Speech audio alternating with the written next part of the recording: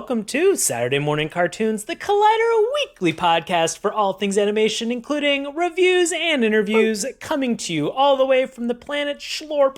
I'll be your host, Sean Paul Ellis, and joining me from his Mank Ave, enjoying a solo game of foosball, is my co-host Dave Trumbord. David, how you doing? Doing buddy? fine, but if this ladybot over here would just let me finish up my game, things would be going a lot better. It's a Mank Ave. Not supposed to be any fembots allowed in here, but I digress. You are. I walked in at a little bit of an awkward time because you were getting emasculated. I was in my solo game of foosball as a robot woman yelled at me.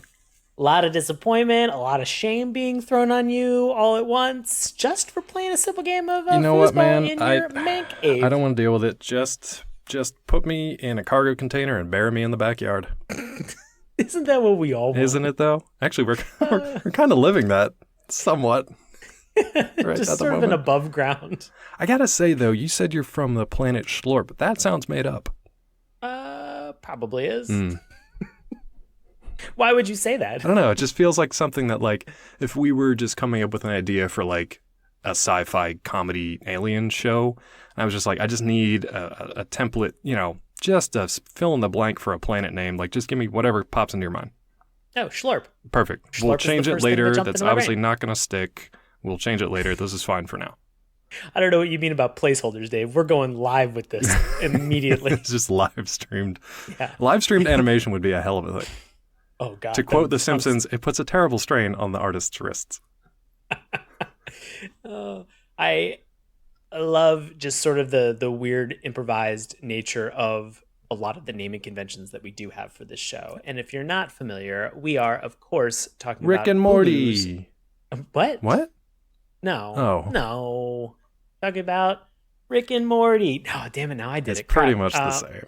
It's one and the same.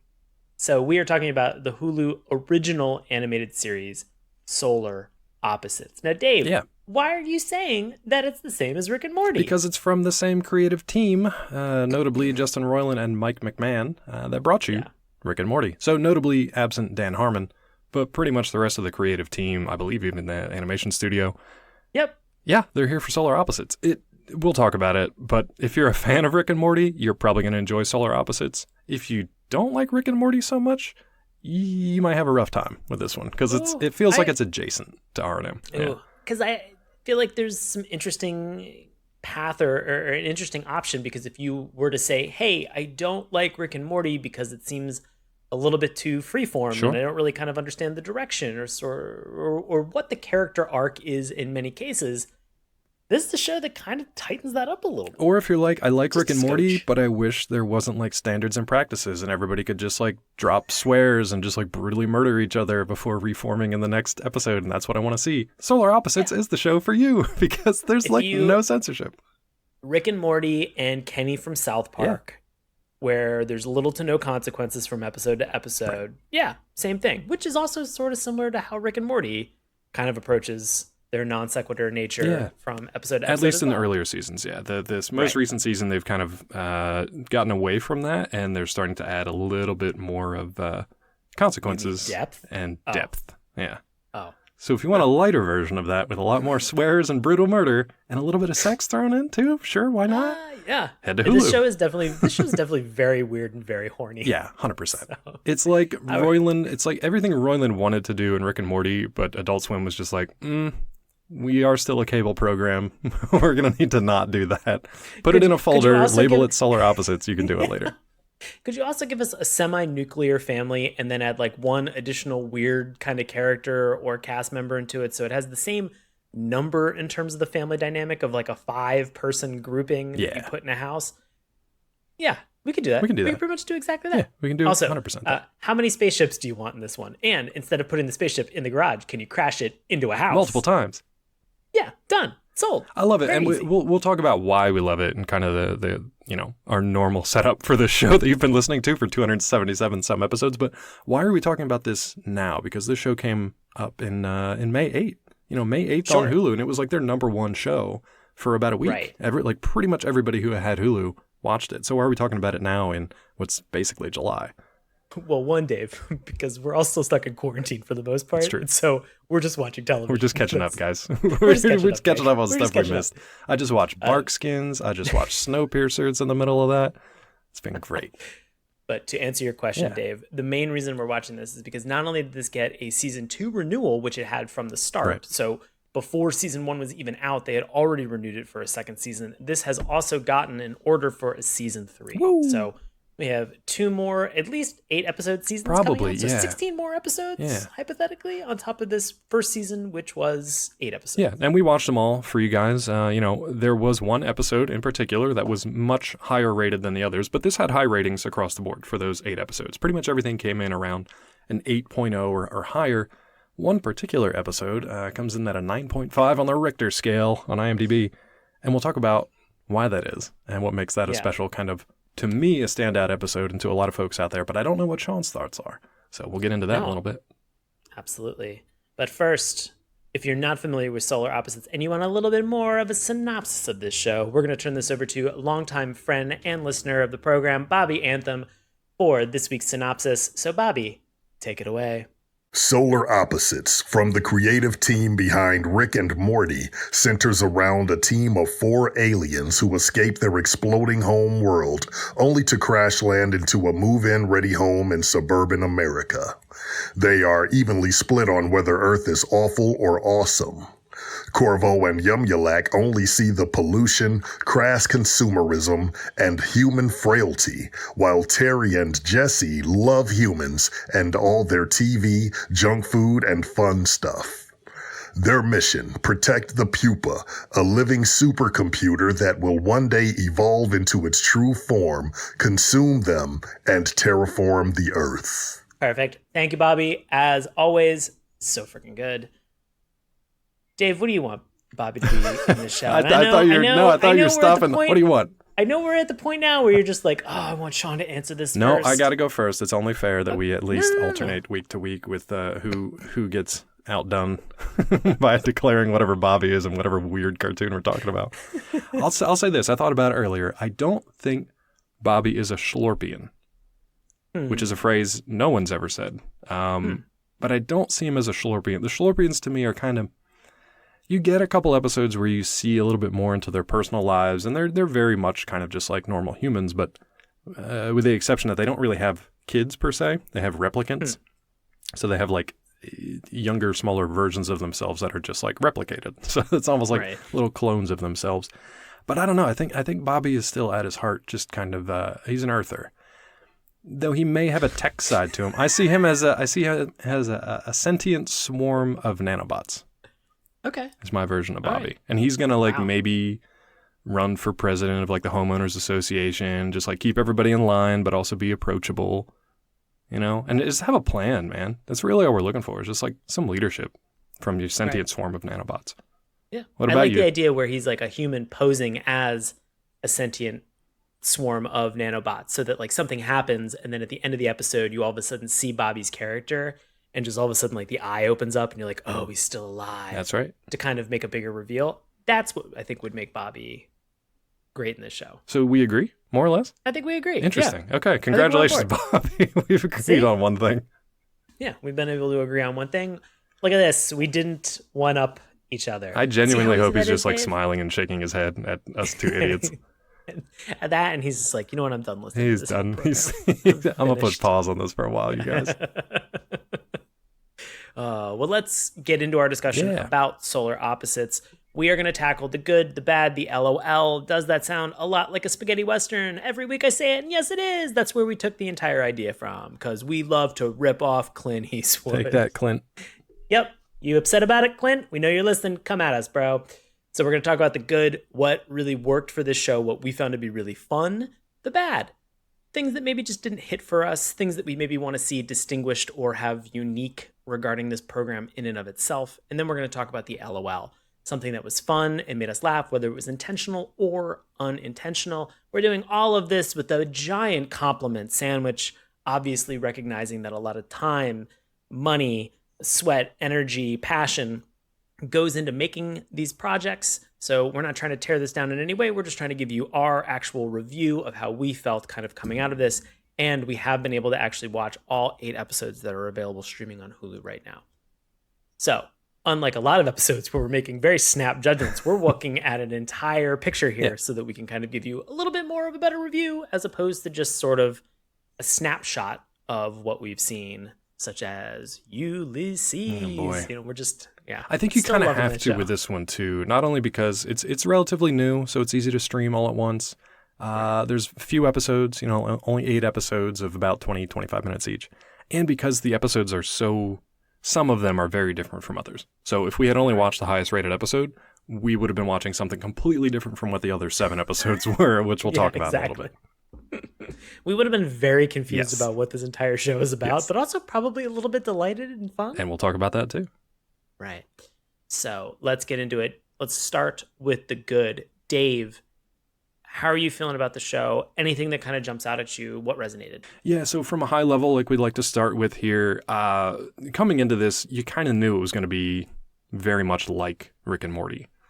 That's not necessarily in my good list, but the fact that they kind of had this animated American family sitcom approach to things, that really sold it for me. More than a quote-unquote from the creators of Rick and Morty or whatever, they sold me more on continuing this tradition of an animated American sitcom. So The Simpsons, Family Guy, American Dad, it kind of continues with Solar Opposites in a way that Rick and Morty's done that too, but Solar Opposites kind of started out that way. Rick and Morty almost wanted to break apart all those conventions and really have fun with it. Solar Opposite really seems to embrace it. They're digging into all the tropey stuff and the pop culture references and all that kind of stuff, which I liked. How about you? What'd you think about from a high level of this? No, I mean, did you know a lot? Did you know a lot coming into it? No, I knew very little other than it seemed to be the exact same animation style as Rick and Morty. Yeah. I've watched all of Rick and Morty, and full disclosure, I love that show. I feel like every time I've watched it, and I think I've watched all except the latest season. I've watched them all a couple times now at this point. I'll sometimes just throw it on in the background. It'll be sometimes a breakfast early morning show, which I probably should stop because there's a lot of weird crap in it. And you always want pickles when you're done watching it. It's so weird. It's very weird. So I enjoy Rick and Morty and its unconventional, weird storytelling. I love that show's ability to really pack a gut punch in the last minute of a season where suddenly you have a realization that everything's kind of been building or culminating to one specific moment where a character then suddenly gets hit with everything. This show is a little bit different. Yeah. And I like the fact that it really does lean into that, shoulder to the wheel style. It mines all of the weird sitcom and movie and reference points that you're familiar with that are in pop culture, that are in the zeitgeist, and kind of brings them to the forefront so that they can just make fun of them and play with them. Right. And in hearing those references every once in a while, I think in some cases because I am on stage as an improviser often, and I'm used to kind of references being made. And even if I don't understand the reference, just kind of playing with it and yes-anding that offer to have fun with it. This show does a lot of that in a fun and kind of tongue-in-cheek way as well. And so it ends up being really enjoyable to sort of watch, mainly because that's sometimes how my brain works, which for better or for worse is what we're working with. Totally. I actually I don't know which one I actually prefer. I'm not the biggest fan of Rick and Morty just because I can't watch it without separating myself from the kind of fan base, which can be extreme at times. So that's kind of tainted some stuff for me. I enjoy it. It's not one of my favorites. I would. Oh, Dave, just don't go on Twitter. Just don't Guess go what? on Twitter. I don't anymore. I've unfollowed literally everyone and never look at Twitter ever again because it's a cesspool. But moving on. I don't know. Solar Opposites for me right now, it's a lot lighter, like Sean kind of mentioned. It's an easier to watch show. It's got that sitcom style, even when they're poking fun at it. So it's a little easier for me to just kind of sit down and enjoy it without worrying about oh God, what philosophical punch is coming out of left field next, or what horrible revelation is coming up next that's going to make me feel bad for this particular character or whatever. It's a lot lighter. At the same time, it's a lot more mature, let's say, rather than saying darker. So that's been fun too, because again, it's zany, it's out there, you don't know what's coming next, but it's usually just a big fun surprise. Right. I will say, because we always talk about theme songs on this show, and last week Sean rightfully ripped apart the theme song. There's no theme song. We mentioned last week. It was terrible. Because it didn't exist. Yeah. It was a looking at you, Symbionic Titan. It was just a complete afterthought. Real garbage.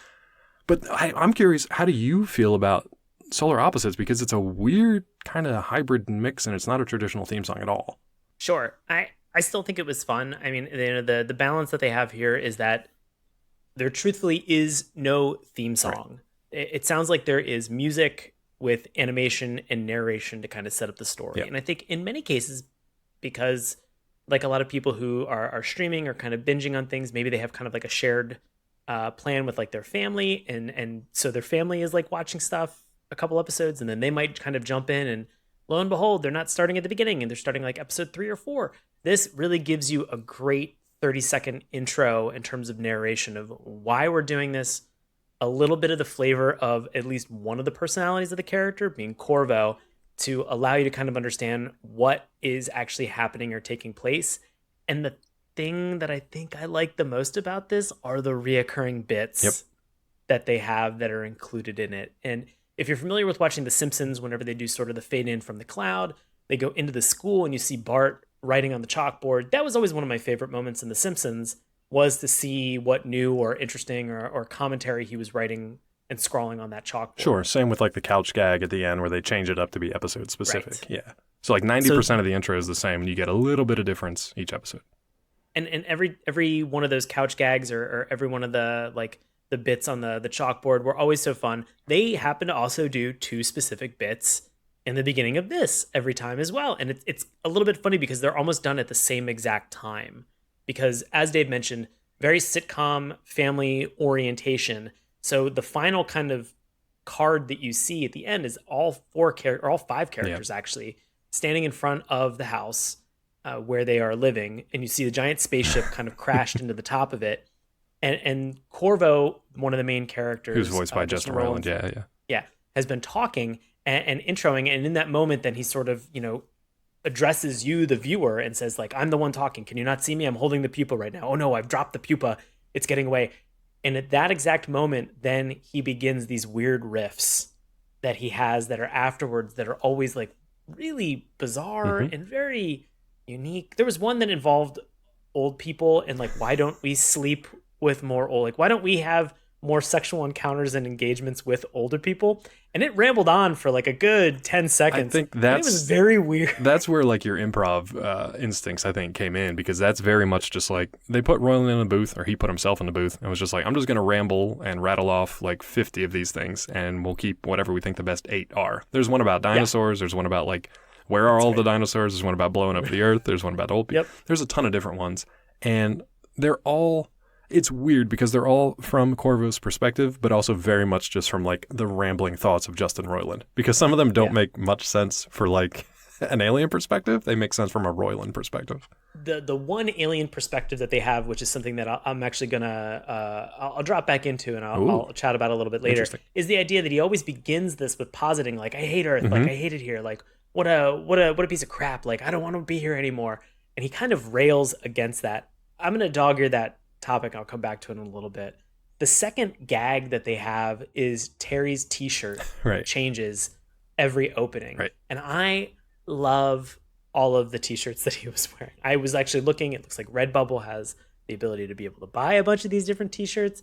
Some of them just say straight out of anime, but it's done in the NW. It's like the NWA. Straight out of Compton, Exactly. So that's always fun. There's one that, it's just the classic black tee with white lettering that everybody does. That's like with, either people from history or writers or authors. It's been reused over and over and over again, but this one that just says like bacon, lettuce, and tomato. Who doesn't love a BLT? I love BLTs. It's probably one of my favorite sandwiches. Like, can't go wrong with a BLT.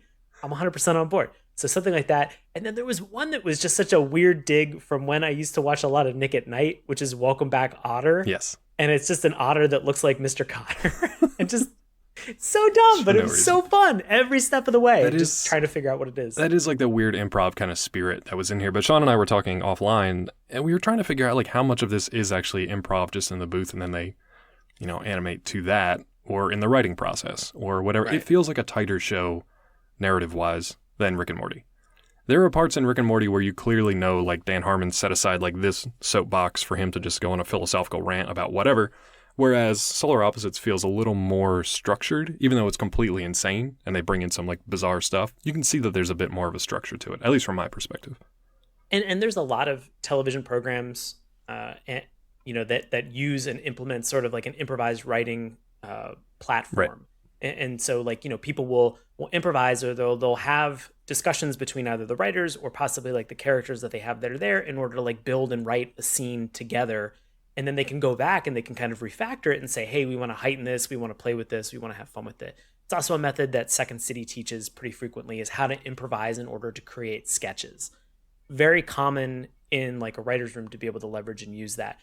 Even Larry David, looking at something like Curb Your Enthusiasm, a majority of those scenes that you see that are in Curb Your Enthusiasm, there's no script. They have a beginning point of how to enter the scene, right, and then there's an end point of where they need to go by the end of this, and then they let them do a bunch of takes, sure, and they take the best one that everybody was excited about, and that's what their process is. And that makes sense to me for like a live action, or if you're on stage for doing improv stuff, because it's kind of like you have that kind of organic flow to things. Obviously with animation, that's pretty difficult to pull off unless, like Sean mentioned, you're in the writing stage, which makes more sense. Yeah.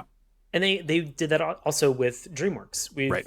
Been watching and talking a lot about a lot of DreamWorks animation. Even with Voltron, they would have some of the actors, as they were going through and reading the lines, they would have them improvise or riff a little bit. Those would then get included in the actual script itself and then animated so that they could kind of retain a little bit of the personality of the specific actors and voiceover artists, carry that into the character themselves. So kind of fun to see that here. And Pixar's kind of known for that too, in a weird kind of like crunchy kind of iterative process where they essentially make the same movie like 50 times, because they'll be in the screenwriting phase and then they'll be in, rough animations and storyboards. Storyboards first, rough animations, animatics, then they'll go into like early passes and they'll pull apart a scene and they'll take it to their story group and they'll deconstruct it and reconstruct it. And like you were saying, just go back and forth over the same thing. And it's just how they make their stories better, why it has such emotional range and such highs and lows. And it doesn't always hit. I mean, they've definitely had some clunkers along the way that just couldn't quite crack the story or certain moments of it. But also we're talking about, movies that take multiple years and billions of dollars almost to create. And we're talking about the same kind of process for an 8-episode, really well produced and well animated. I love how much stuff they kind of cram into these scenes. Oh god! Talking about the animation, it's gorgeous, and it's just it's packed, like it's dense. There's a lot of density kind of in each frame of this thing. There's a lot of stuff in the background to look at, like Sean mentioned, even just anything from like the changing T-shirts and the wardrobe that they have to like all the kind of crazy alien tech that's floating around either in the spaceship or scattered throughout the house, or if they happen to alter a timeline and the entire neighborhood happens to change. Like they cram so much stuff into everything, and that's without even talking about the scale shift in episode 7. Oh god, yeah. There's so much that's included here. It almost kind of goes back to the idea of this is so much fun and these things are so rich because there are such interesting and unique characters. Well, do you have like a favorite among the characters, or like any of them you like more than the others? Because there's really only 5 main ones that we have to talk about. Right. I mean, I really do love the Corvo and Terry character. The dynamic. They are both, they're both very silly. They're an odd couple. Sure. It's an odd couple with aliens. Yeah. One is sort of like the clean, smart, wants to be very motivated, wants to, finish fixing the ship so that, if they need to quickly get off planet, like it's not a problem for them. And that's Corvo. Terry, exact opposite. He kind of wants to party and assimilate into Earth, and he's excited about things that he's learning on this planet. And he doesn't really care about what his responsibility is, which is to be a pupa expert.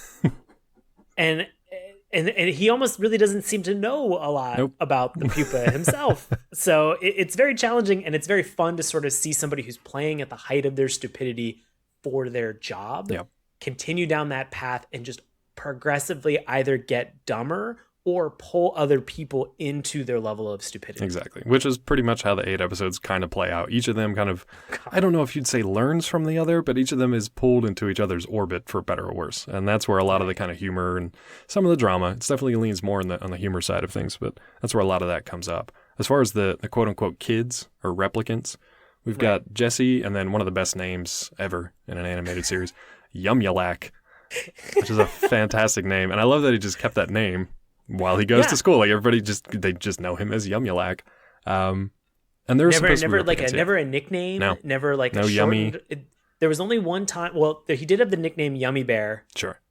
In one episode when he was trying to bond with a group of popular teens, and then there is an episode where they introduce Funulac, which is like the Funulac. I know, it's so good, but it's just they play off of it, but he still remains at his core like the same kind of like disgruntled teen trying to fit in. So it's very enjoyable. And since they're replicants of their kind of older selves, with Yumulac, he's mean. He's very standoffish. He's pretty cold, but he's trying to assimilate to this human world too, just in his own bizarro way. Voiced by Sean Jambrone from Goldbergs. And then you have Jesse. And Jesse, I don't know, Jesse to me was kind of a weaker character overall. I didn't really get a good, strong sense of like what Jessie was trying to be or what her kind of like her purpose was, I guess, within the story itself, because she was just kind of this happy-go-lucky, kind of just like frolicking along and staring up at the clouds kind of character to me. So I don't know, maybe you had different opinion. Yeah, I mean, I think, along the lines of she is a replicant of Terry, who's a little bit more fun and free-loving and accepting. She is the only character, and this is a funny like piece of information that you find out, is that when they became replicants, they were able to choose their gender.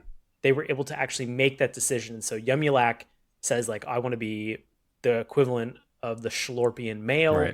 And you get Jessie who says, I want to be a female. And so she's really the only female character, like lead character that you have that's on the entire show. And so I think that they found some interesting ways of being able to kind of pull her in, whether it was sort of her having that lighter, more appreciative side of things of just trying to fit in, whether it's the flower in the puberty talk. That drug episode was the best for the replicants. So good. I actually don't think it was. I think there have been a ton of really great Yumulac and Jessie like moments that they've had together, whether it was them inside of the device that actually, oh my gosh, the Pretendadeck. Pretendadeck, yeah. The Pretendadeck that they had. There's even this entire scene where they are told that they need to not be late or delinquent to school anymore. And so the two of them go to school during summer school. Because they don't know. They're alien kids, remember. They don't know. Nobody tells them about summer break. And so they decide to just go to an empty high school for months and teach each other, which like the back and forth dynamic that they have between one another. I think, again, it's a distillation of the relationship that you see between Corvo and Terry, but it's a little bit more lighthearted through the lens of a child kind of growing and entering into that puberty stage. Especially when they get to blackmail two teachers, essentially, for having sexual relations on the cafeteria table. That whole moment of just like, where he says, where you get the one teacher who says, I'm about to do this like very explicit sex stuff to you. He goes something like, hold up, I watched this on like Cinemax or something. Probably xnxx.com or something. Yeah. Oh God. So he digs into this whole thing. And it's so weird. And it's so, I think he said like, hold on, I saw this on Showtime. And it was so weird and so bizarre. And just the reference did not go over my head. It like registered immediately. And I was just like, yep, got this. This is only so on good. Hulu. Yeah, thanks, only Hulu. On Hulu. But it's interesting. Like, to me, I guess maybe Yumulac was more memorable because he has this weird side story thing where he just randomly shrinks humans, whether they're his fellow classmates, people he finds out in the world. He shrinks them down, pockets them, and then puts them in a essentially like wall full of connected terrariums back in their house. Yeah. And it feels like a throwaway thing in the beginning, and then it turns into definitely the best episode of the season. Yeah. Some people argue that particular story is even stronger than the main story of Solar Opposites. So we can talk about that now if you'd want, or we can get into some of the other good stuff. I'm happy to get into that, but I think for me, a lot of what's interesting about this show is the storytelling arcs that they introduce. So the A story is this really weird, grandiose plan that they have, that they are going to be destroying and rebuilding the planet Earth to be planet Schlorp. And how are they going to do that? And so they're going to do that through this pupa that they have, which has a whole bunch of encoded DNA from the planet. And at some point, the pupa is going to evolve. It's going to get bigger, and it's going to do that essentially like terraform. Yep. on the planet Earth. And so they're just kind of there. They've been there for 2 years. They're waiting for this to happen and hasn't happened yet. The second kind of B story is kind of where I'm going to undog ear my previous conversation, which is sort of the integration into Earth. Right. Because as much as Corvo says, like, I hate Earth, I don't want to be here, he finds his moments of pure pleasure in doing certain things, or including Terry in certain things. There's also Yumulak and Jesse sort of integrating with Earth, with like going to school and understanding some things regarding like the social structure and hierarchy that's within high school as well. So really kind of just allowing them to do that integration. And then there's the C story, which is the wall. And this, for me, has one of the biggest payoffs in, as Dave mentioned, with the episode called Terry and Corvo Steal a Bear. Which has nothing to do with the episode. Nothing to do with that. Except except for like one quick scene that plays out in the background. It plays out in the background, which is super fun because it adds to kind of the meta stuff that's going on, because it's like, while all this stuff is happening in quote unquote the wall, Terry and Corvo, Jesse and Yumulak, they're still having their normal kind of wacky sitcom alien suburban adventures. It still plays out in the background at a different scale. But what you get in the wall, people like to call this the Wall World episode, or the Wall World War, or just the Wall War. I don't know. It's a bunch of tongue twisters. So it probably all just sounded like gibberish.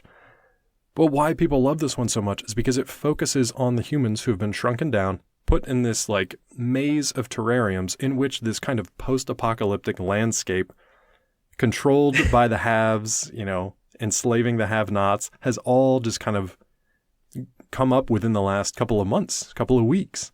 Yeah. They're subsisting on candy that Jesse occasionally just like drops into like a little chute to feed them. They're wearing clothes meant for tiny dolls like Polly Pocket figures and things like that. There's an incredible kind of like black market bartering and trade system that takes place. I love the scale of this thing though, because it's like a dark version of Honey, I Shrunk the Kids.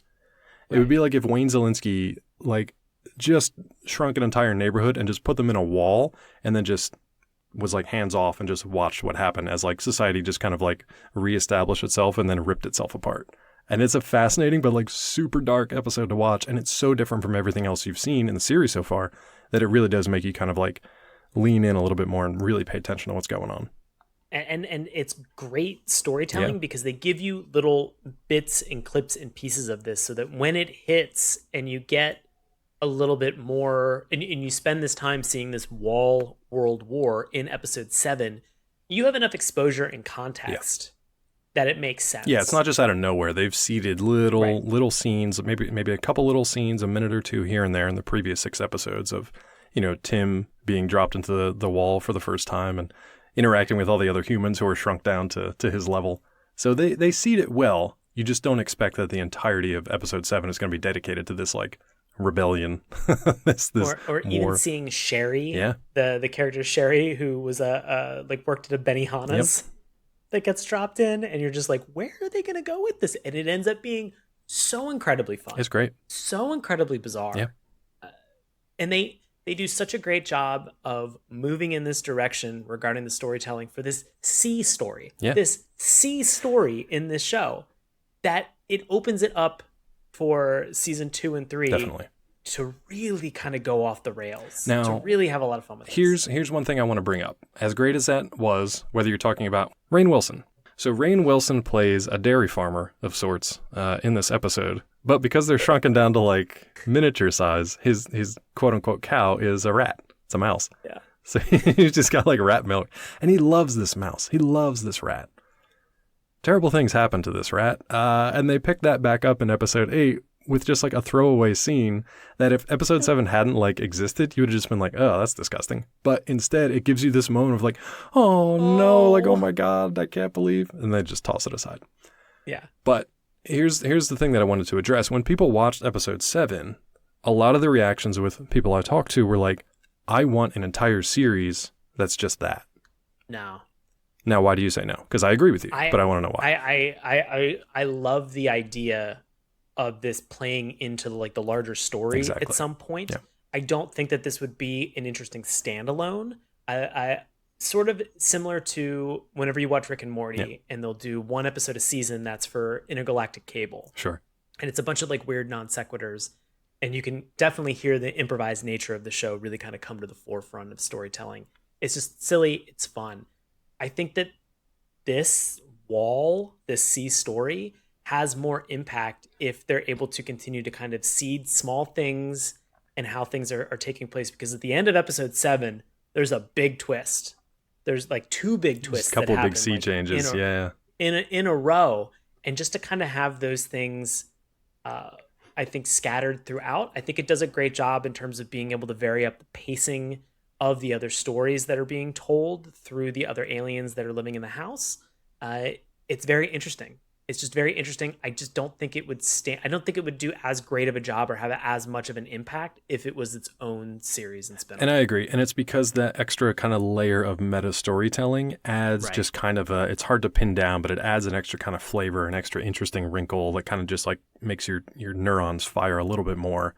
Because as you're watching this kind of post-apocalyptic class war battle, and it's bloody, man. Like it's violent, it's bloody, and they're super creative with it because they're all using little tiny weapons, and they're so cute, but they're also so deadly. But the one dude who gets his nose shot off with a toothpick in like one of the first scenes that you see, you're just like, it's brutal. What? Yeah, even it's terrible. Just the stuff that they use for their furniture or their armor or their weapons or the way that they like build their rooms. Just using Lego blocks as like good. Defense. It's so good. Silly. I love it, but it's also very like hard R and brutal. Like I said, it's like Mad Max meets Honey, I Shrunk the Kids, which is a bizarre thing to think of, but I'm glad that this exists. But I agree with you. Without that being nested in the larger story of Solar Opposites, it doesn't quite have the same impact. We've seen post-apocalyptic war stuff before. We've seen shrunken down kind of people having adventures before. Yeah, it's weird to combine those two things together, but without that extra layer of storytelling from Solar Opposites A story, it doesn't quite work the same. So I agree. They do a great job of doling it out to you over time, because you get some of it in the first couple episodes, and you become intrigued. You become interested in terms of what's going on, and it's also always in the background of Jesse and Yumulak's room. So you see this take place, as well as also you see the counter angle inside of the actual wall, looking out to see the rest of the alien family, the rest of the Schlorpians that are in there. I think it's maybe the episode 6, the Patricia device, where they take a break from going into the wall, and you're getting to the point where you're kind of conditioned, where you're just like, oh, give me some more of that wall, like I'm really interested, and then they take it away from you, and you're like, what? Mm-hmm. Episode 7 then explodes that world out in a great way. And then they, like you said though, they break up that kind of tension, because it's not funny. Like, it's not a funny episode until they show the stuff kind of happening in the background, and it gives you a little bit of a break just for a second or two to laugh while Terry and Corvo are like wrestling a giant circus bear. Well, I will actually say the Rainn Wilson character, there were a couple laughs that took place he was a good character for that character in that episode. Yeah. I'll talk about this in my LOL okay, cool. a little bit. Yeah. Anything else from the good section before we kind of scoot along to the bad? No, I mean, I think there's a lot of good stuff. I definitely want to jump into the bad. Can I just drop one more storytelling thing? I hate to do this, but now we're out of time. I'm kidding. Yes, of course. So sad. No, I love the Schlorpian backstory, which we didn't really talk much about, but it's basically a riff on Superman and Krypton. So essentially, they come from a planet that a comet was just gonna like land and blow it up, and they tell you this in the theme song. But they send out like 100 Schlorpians and their replicants to distant worlds, and our team happened to land on, quote, an overpopulated Earth. So I love that they just kind of like, just like, without any humor, he's just like, yeah, we were on planet Schlorp, and there was a comet, and it blew up, so we had to like come to this shitty planet, and now we're here. So it's just like very kind of like blasé attitude, but obviously the like Superman background. And you get to revisit it in episode 8, so that's a fun one too. Yeah, that is cool. I think the rest of them I can say for my LOLs because they kind of double. All right. Well, let's get into some of the bad. Yeah. Let's talk a little bit about this. I think we've actually talked a small bit about kind of what my feeling is in terms of where I feel that there might be some issues with the show. And it is the parallels to Rick and Morty. I think that's really it for me too. Yeah. Yeah. It's very hard, you know? And I came up with a couple examples. Humor me and indulge me if you will. Will do, always. The voice acting. You know, similar voice actors, especially with Roiland, you know, voicing sort of titular characters that you have for this. You know, the voice acting, you know, from him, it's hard to kind of differentiate in some cases, especially because the Corvo character himself is sort of a super scientist and able to kind of create and use and leverage these technologies. Right. He's very invested in science. He just doesn't and burp learning. or stutter as much. That's about it. Exactly. Yeah. He's just not drunk all the time. He's just not a drunk grandfather. He's not a drunk. So it's very hard in terms of the voice acting, the character. I'll say even the writing. There's these moments where they have a couple of the characters in here that say like, "Oh, this is my arc. Like this is what I'm doing. This is what my arc is." That's almost verbatim exactly what happened in certain instances for Rick and Morty season 4. Yeah, there's not quite enough separation. Yeah. Yeah, there's entire sections where you hear Summer and Morty just saying like, "This is my arc. Like this is what I'm doing this season." And it's meta and it's referential and it's fun and it's not lost in terms of where Rick and Morty is, because in some cases they haven't really set up like a season arc. Right. Like you get to that final episode and then finally you realize that there is a bigger threat that they have to combat and fight against with Wrangler jeans. This episode sponsored by Wrangler jeans. Oh, I wish. They're indestructible. Yeah.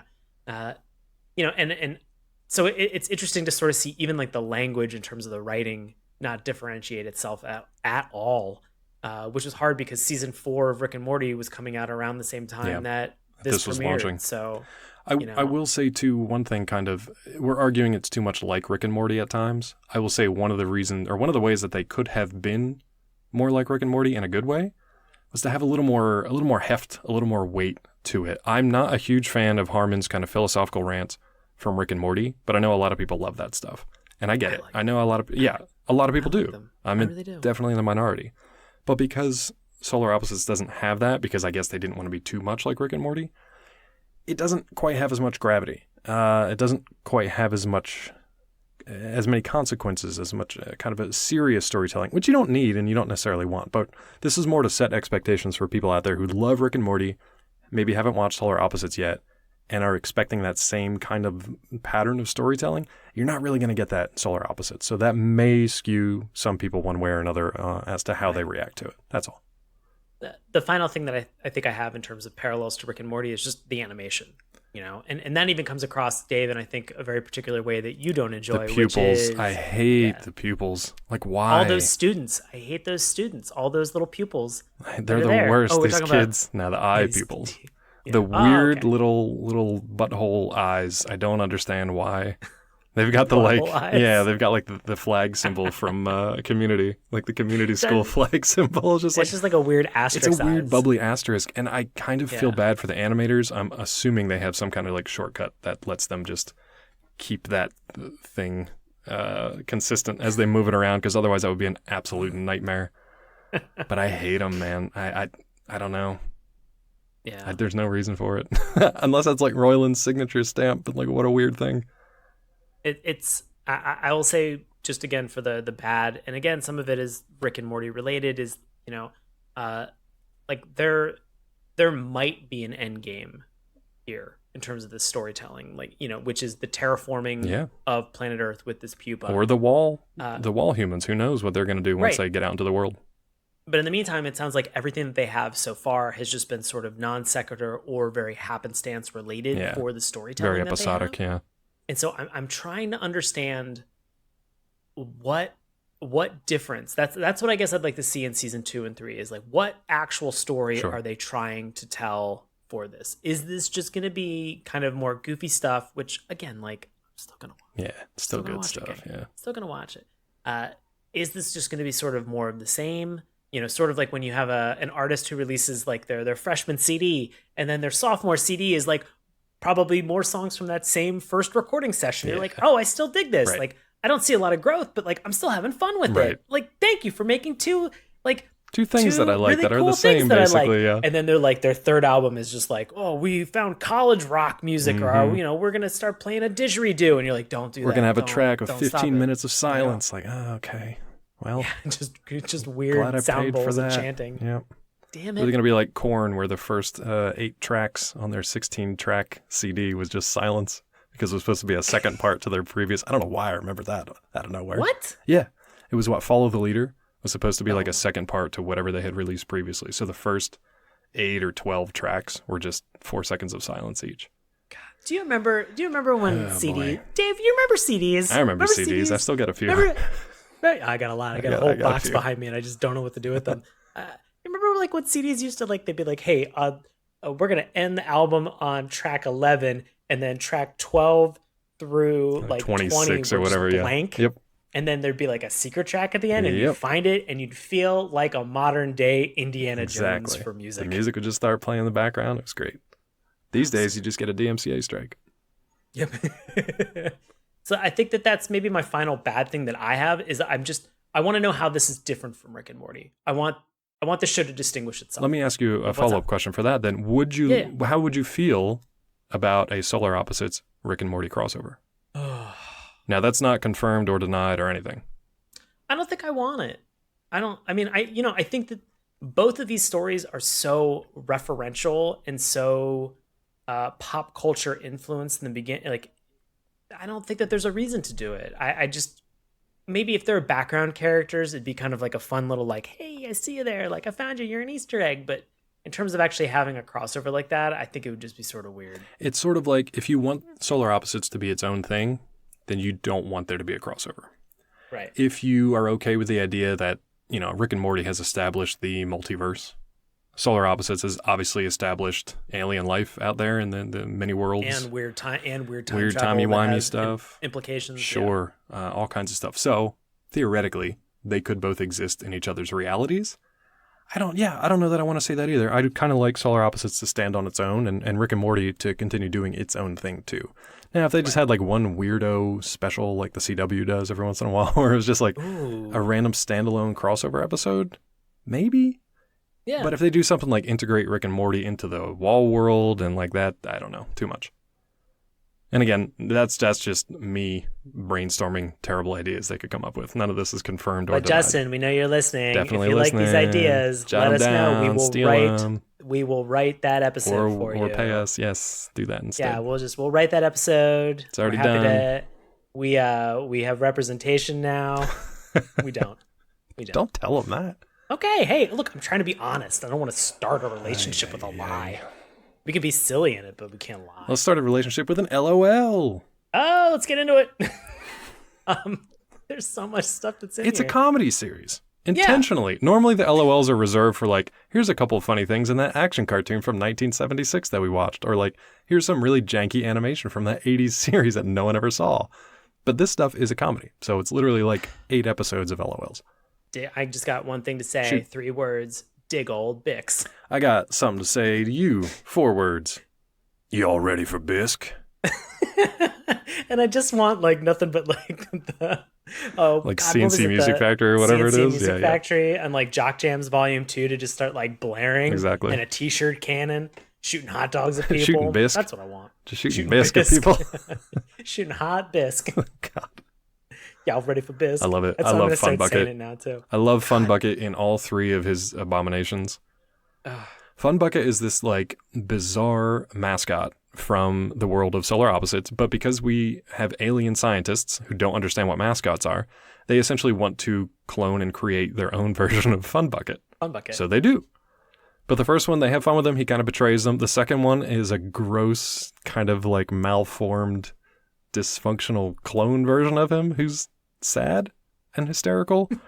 But when they merge together Akira style is one of the funniest things. And that's like the first episode, I think. So it's like, it really clues you in as to what kind of laughs and nonsense you're in for the rest of the season. Yeah, it's such a bizarre character to kind of have as a part of like the introduction. But I think you're right. It does set the tone really well. Just Burn Victim Trash Man. Sure. Burn Victim Trash Man is this idea that they had of putting together The Prestige and any other movie that would have included, like, what was it, Now You See Me? Sure. And the Illusionist, I guess, was yeah. If you were to take all of these things and smash them together, again, it's the idea that these are aliens who are in our culture, being exposed to things for the first time, where suddenly you have Corvo saying like, oh, people get respect and people like magic. Yeah. And I want respect and I want people to hang out with me on my Taco Tuesday. So I'm going to learn magic in order to get people to be a part of my Taco Tuesday. And has disastrous results, but it's also so weird and so funny. It was fun. It was a really enjoyable episode of just getting to the point where there was a quick title screen where it flashes to like people watching Corvo do magic that has been like uploaded as a viral video. Right. And it just says like Burn Victim Trash Man / Voldemort. Right. And I laughed for no No, that's a good reason. It's just like, it's so stupid It's funny. really stupid funny. And it helps to have the visual components of that too. So go watch that one. But they do so much fun stuff with magic because it's sort of like, the old adage that like any sufficiently advanced technology is inseparable from magic. So in other words, if your technology is good enough and you're showing it to people who have not reached that pinnacle of understanding, it looks magical. It looks like wizardry, right? So Corvo takes that idea a step further and just uses his technology to create like top tier, like god tier magic, essentially. Like his final trick is he's going to jump through a black hole and not get completely vaporized. Right, which doesn't end well. Does it? Yeah. But I also love that you have characters who essentially can get like burned, annihilated, killed, and buried. They find ways to like their neck slit. Yeah, which may or may not have happened. But they find ways to like right around that.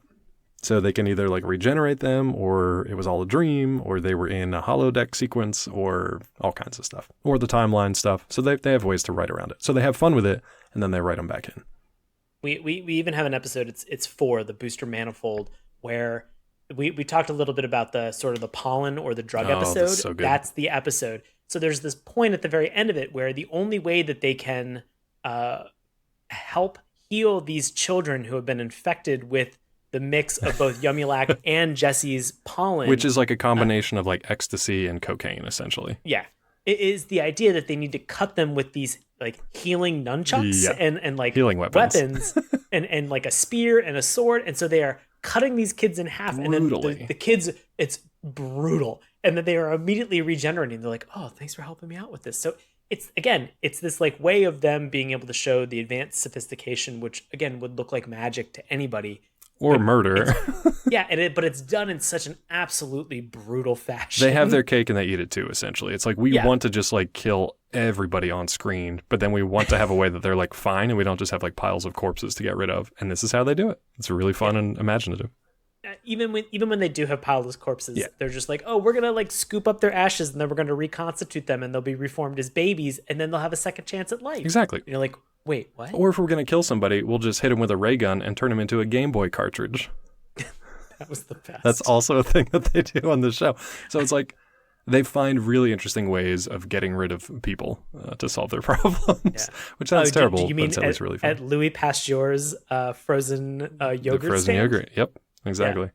Straight murdered somebody. Yeah. Close to you. Just really brutal. That came from, is that one of the episodes that you think was the best for Yumulak and Jesse? I loved, number 4 I thought was a lot of fun. And then right after that is you have the, was it Lavatic Reactor, which was a good episode, which is the one with them continuing to go to school. For the whole summer and like a John Hughes type send up. Yes. Well, now the last episode was Terry and Corvo mess around with the timeline. Meanwhile, Jesse and Yumulak, they have kind of the addition of Funulak. Yeah. I thought you were going to say that was your favorite episode with the replicants, because they do a lot of soul searching there. I actually thought that maybe one of my favorite episodes was the Patricia device. Interesting. Just because, I think it's fun just because the Yumulak character continues to say, he's like, oh, are you, Terry and Corvo character, are you guys going to play with like a gender politics episode? Right. And really kind of dig into that? He goes, because if you're doing that, I'm not even going to get included. And then Jessie wants to, she gets assigned the idea of having to pass a class by breaking a glass ceiling for something. Right. And so she goes in a very specific direction. So you just have Yumulak just go like, oof, I am not going to get involved with whatever your gender politic episode is. Like, I'm going to go do my own thing. And it just... Is that when he was Crocodile Dundee for the entire episode? Exactly. Okay, yes. Yeah. That's the scene where he walks in and he's just like, guys realize how much a didgeridoo costs? Like, it's like $5,000. Like, I'm going to buy one, but man, that's a lot of money. Just a lot of really random Australian kind of like name drops. But it was fun to kind of see them tackle something like a gender episode and have the Yumulak character just be like, I see what you're doing and I'm going to call it out. It doesn't like make it any better or any worse, but like I'm gonna call it out. I'm just not gonna be a part of this. Yeah. I'm not into this. Like I'm not into it. Like it was fun to kind of show how those things were working, and I think anybody familiar with the idea of a man cave and just sort of like why a man cave would be super fun, and maybe it's because of like our age, Dave, where we are like 30s and almost 40. Yeah, I was going to say, bump it up. Yeah, I know. All right. Chill out. Slow your roll, bud. All right. Just the idea of like, our dads or like maybe a dad's friend or somebody that we grew up with had some type of a man cave. So it's like that immediate accessible male stereotype that they play into and that they have fun with in terms of like why a man cave is fun with disastrous results. I mean, and again, this is at like the scale of like destroying the entire city level. And it was so silly. And then the entire way that they resolved this is what we've talked about very early in the episode about being able to bury yourself in a shipping container with a cuck in your backyard. Robot. Yep. With a cuck robot. just to be able to emasculate this thing for eternity. It's so brutal, but it's so funny. I will say I really love the stuff between Jesse, Yumulak, and Funulak, who is an AI program that runs in essentially their holodeck creation, who was created by Jesse and Aisha, who's the AI kind of like computer system that runs the holodeck. Funulak was created so that Jesse could enjoy spending time with her brother without feeling like demeaned, threatened, assaulted, in danger all the time. A fun Guilty? version. Yeah, anything. Any of those negative feelings, she can actually just have fun. So Yumulak discovers this and learns a lot from Funulak. That doesn't quite end the way you expect it does. But there were some LOL moments in there. The one where they visited the yogurt shop, obviously. But when... Yeah, go ahead. Oh, no, I was going to say, keep going, because the thing I take problem with is the ending of this episode. Interesting. Oh, because of the way they wrap everything up. Same. Same. But as far as like them exploring, like Yumulak is trying to learn how to undo literally everything he's made of, which is just nasty and cold and aggressive. He's trying to unlearn all of that through Funulak. And when he actually makes some progress, Funulak rewards him with a little sticker. He's like, here's a sticker of your favorite Avenger. And he's like, oh yeah, Hawkeye. My name is Clint. My superpower is aim. Aim at you, aim at you, aim at you. Just like to watch him have so much joy from a Hawkeye sticker and to be that enthusiastic over Hawkeye was delightful. It's this episode I thought was very fun. Couple of reasons. One, you have Jason Mantzoukas come on as Vanbo. I hate Vanbo. Love to hate the Vanbo character. Love to hate the Vanbo character. You also get a moment where you see some of the potential powers of the Pupa. Yeah. Where the Pupa actually like knocks noggins with a neighbor and then is transported into like a dream state where suddenly the Pupa can talk. And do you know who voiced the Pupa in this moment? It's Liam Cunningham. Yeah. It's Davos Seaworthy from Game of Thrones. The Onion Knight. It's the Onion Knight. So suddenly the voice of the Pupa in there because he wants to get AA batteries and a Harry Potter whistle. Little Harry Potter whistle. The goofiest sub-story, like plot, but like it's so fun and rewarding when it pays off. The problem I have is at the very end of this episode, it just Deus Ex Machinas itself. And it's just like, doesn't this feel weird? Like it should all be a dream? Like it should all be a dream? Because a lot of stuff happens at this point. So they go through and they mess up a bunch of timelines and then they realize that they've busted everything. There's dinosaurs, there's aliens, there's monsters just roaming the streets. And then Vanbo and Terry's old like broodmate or whatever. Terry with an eye, who's now Vanby, also with an eye. They show up and you were like, oh my God, like everything's about to go down or this is setting up season 2 conflicts. And then what happens?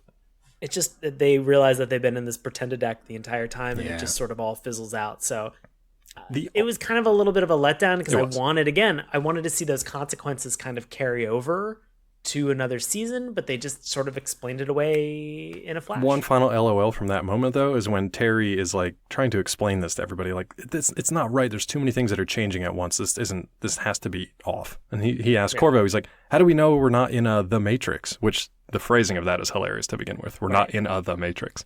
And then Corvo looks at him, he's like, well, because there'd be green numbers floating around and leather sunglasses. It's the leather sunglasses bit that killed me because everything is leather in that movie. Why not leather sunglasses? But we haven't talked enough about the Pupa, who's the real kind of main cliffhanger at the end of season 1. Right. Like the Pupa has its own little adventures. It saves like lab animals or animals up for auction at one point. It gets sent to Africa randomly.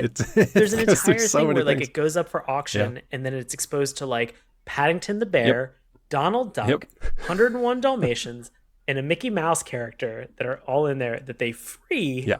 And that they allow to get out. It's insane. I mean, there's so much that's, again, this show is so dense in terms of its comedy its references, the things that are in there. Like, we haven't even talked about the fact that, for the character that Rainn Wilson played, he has mouse milk. There's mouse nog at some point to celebrate the something. holiday.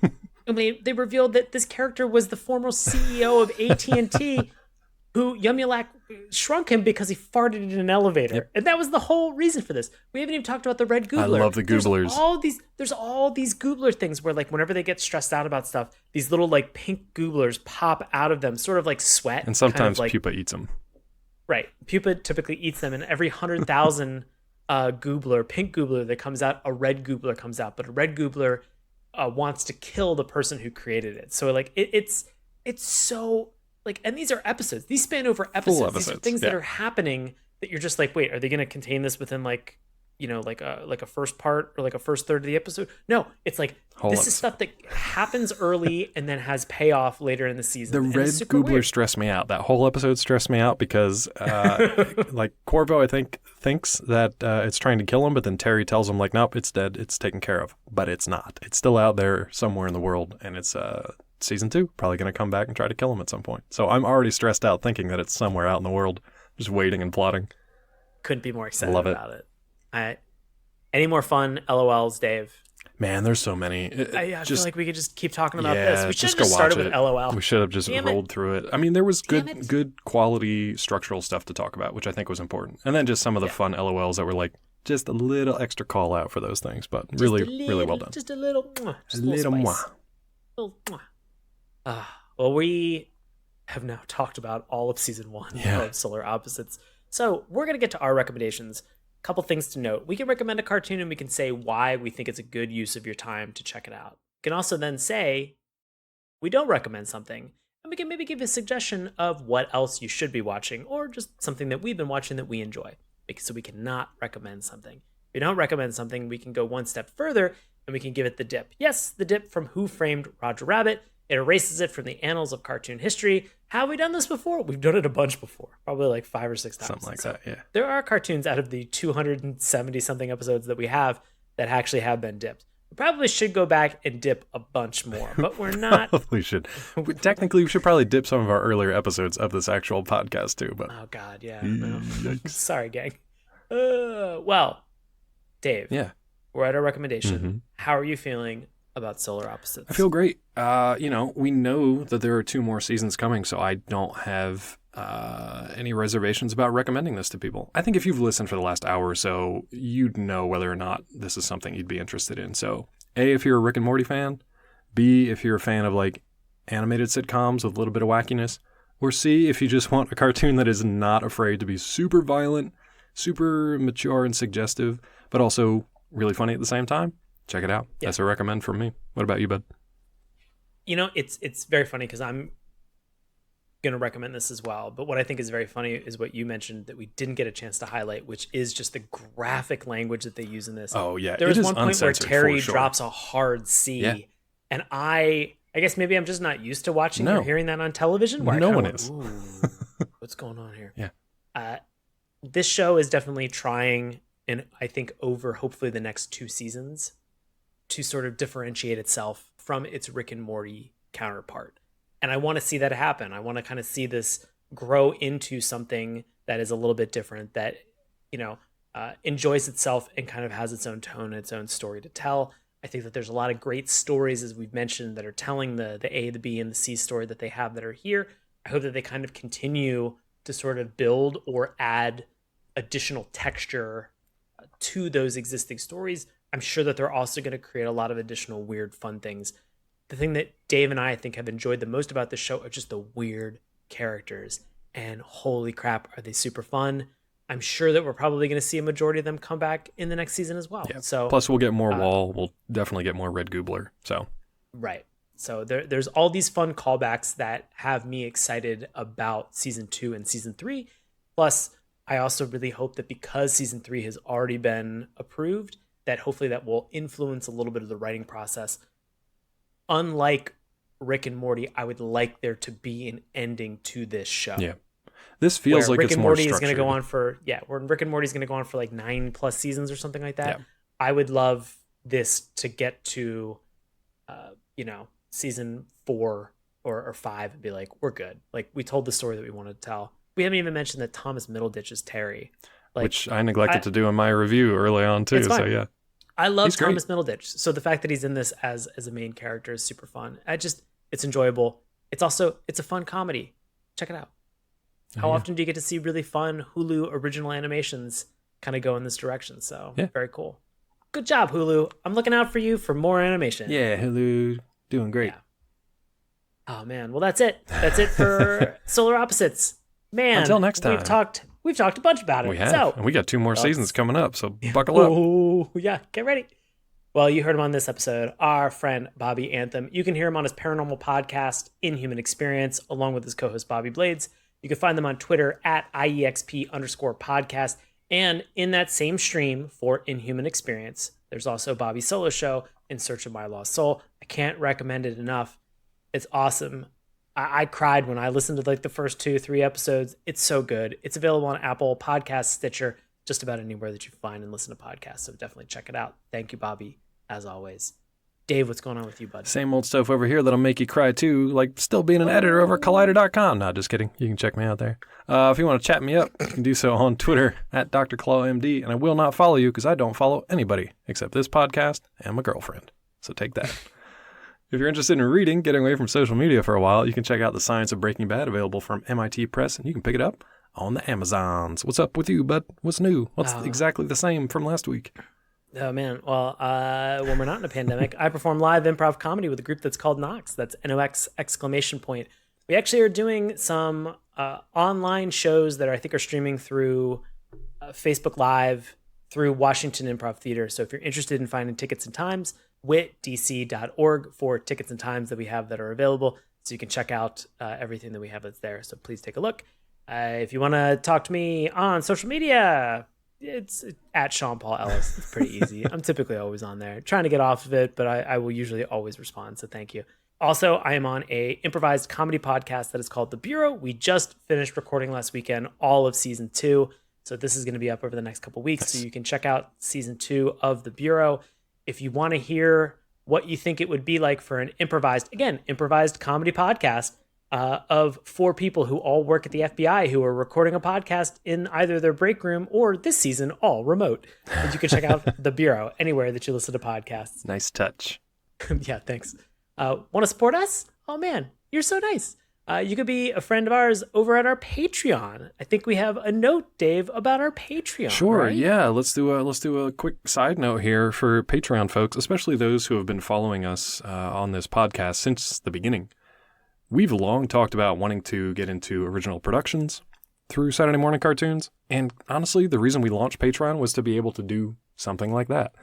Well, guess what? Thanks to support from folks like you, we are able to do that. So we have recently formed an LLC, and we were currently in process of producing our first original production. So that's all I'm going to tease for right now, but I did want to give a quick shout out to people who have helped out along the way. So get ready for a rundown of everybody who's ever helped fund us over on patreon.com, and some folks who continue to do so, and we really do appreciate it. So big thanks go to Doug Kendall, Jake Grimshaw, Fangirly, Westbourne Eastbred, Bill Dixon, FitFan, John Helter, Tyrese Walton, Jonathan Renteria Ellier, Jarmaine Myrick, Carson Clark, Alex Kazanis, Jamal Newman, Allison Keene, Jack Connolly, Havoc, Melanie Harker, Derek, just Derek, Sean just Ellis, of course, Jake G, Jason Frudnick and his Frog Fred, Imani Jones, OG Message Show, and Charlie Visconage. So thank you to everybody. With support from you, we were able to do this and embark on what we hope is the next great adventure here for Saturday morning cartoons. But stay tuned. You'll have more news coming in the weeks and months ahead. Thank you, Dave. Thank you, Sean. Very excited. Very excited, guys. If you haven't supported us on Patreon, now's the time. You can go on Patreon, search Saturday Morning Cartoons. Remember, that's Morning with a U. If you didn't hear your name, you haven't supported us. Yeah, well, we'll read your name next time. Yeah, next time. You can also just tell a friend, because we don't know how Apple iTunes works or the recommendation engine. It doesn't, so whatever. You can slide into our DMs on Twitter at Morning Tunes. Remember, that's Morning with You. Check us out on Instagram and Facebook at Saturday Morning Cartoons. Drop us an old-fashioned email, SaturdayMorningCartoons@gmail.com. You can find all of these links and all of this contact information in the link tree, which is in the bio for all of our social media sites. as well as also you can listen to us on YouTube, Apple Podcasts, iTunes, Stitcher, Google Play, Spotify, anywhere fine podcasts are sold. We're going to be coming back next week. I'm pretty sure it's going to be a listener recommendation, right, Dave? Oh, baby, it better be. The lawyers are breaking down the doors. Well, that's everything. Thank you guys so much for listening, and we'll talk to you next week. Bye. Hey, everybody. Thanks a lot for listening to Saturday Morning Cartoons. Now, if you'll excuse me, I have to transform and roll out.